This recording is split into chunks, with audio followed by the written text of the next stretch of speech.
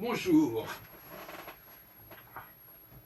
J'ai déjà attiré l'attention, même alerté l'opinion astrologique sur le vieillissement des troupes, qui est quand même quelque chose d'assez évident et observable. Je viens d'aller dans une réunion d'astrologues, je ne parle pas des intervenants qui parfois sont, sont assez atypiques d'une certaine manière sur le plan de l'âge et du sexe, mais je parle du gros des troupes. C'est pour ça que j'emploie le mot le gros de la salle, si on veut. Que ce soit les salles de réunion, de rencontres, de congrès, qu'elles se tiennent à Bordeaux, à Lyon, à Nice, à Paris, on a 90% de dames âgées. Et apparemment, ça ne va pas s'arranger. Ce qui fait que les associations astrologiques qui organisent ces activités, au fond, sont assimilables, selon moi, à des associations du troisième âge, associations qui organisent des activités pour les maisons de retraite, par exemple.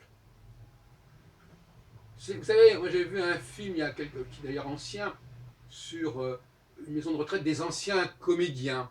Ben, c'est pareil. Alors, il y a la maison de retraite des anciens comédiens, il y a la maison de retraite des anciens astrologues, et on leur organise, alors que ce soit une maison de retraite ou pas, peu importe, en tout cas, il y a des associations du troisième âge qui organisent régulièrement des conférences, des réunions pour leurs membres, réunions qui sont payantes, et elles font venir des gens intéressants.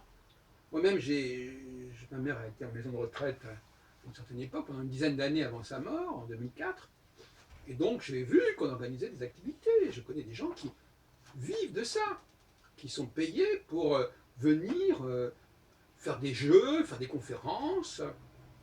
Voilà, il y a un créneau professionnel pour les troisième âges, pour le troisième âge parfois un petit peu appauvri aussi, des gens qui ont des aides diverses.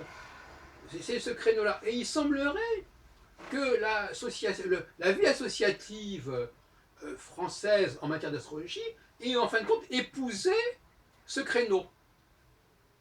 Comme à différents moments, elle peut avoir épousé, par exemple, le créneau de la spiritualité, ou le créneau de la psychanalyse, ou le créneau du communisme, etc., etc. Donc actuellement, pour survivre matériellement, financièrement, parce que sans ces personnes-là, il n'y aurait pas de congrès d'astrologie. Je dire les choses très clairement. Hein, en tout cas, ça ne rapporterait rien.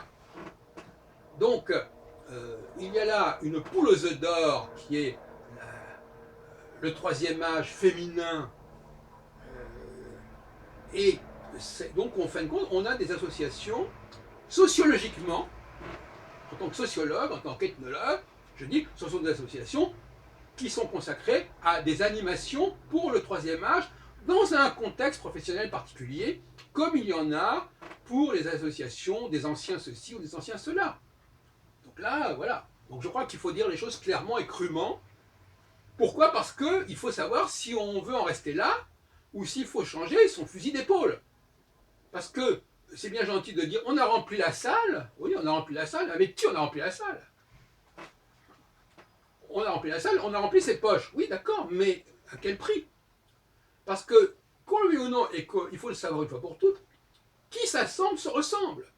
C'est-à-dire que si vous avez cette population-là, ne vous attendez pas à ce que vous puissiez faire venir des gens différents. Ces phénomènes-là se produisent progressivement. N'est-ce pas? Il ne faut pas croire, les choses ne se sont pas faites du jour au lendemain. Il y a un moment donné où on joue sur un certain type de public, ce type de public est typé, et il finit par faire boule de neige et à part envahir tout l'espace social du groupe en question. N'oublions pas qu'une règle fondamentale pour moi de la sociologie des groupes, c'est qu'il y a l'objectif qui est mis en avant et il y a la réalité sociale des membres du groupe et des raisons pour lesquelles ils se réunissent. Et c'est tout à fait différent. En tout cas, c'est décalé. Dans les années 60, que j'ai bien connu, quand on allait réunions du Centre national d'astrologie rue Lascaz, au musée social, à partir de 60, moi j'y suis allé à partir de 67, donc il y a 50 ans, dans quelques mois, on avait une atmosphère qui n'avait rien à voir dans le style des gens, dans la façon de discuter, avec celle qu'on trouve aujourd'hui.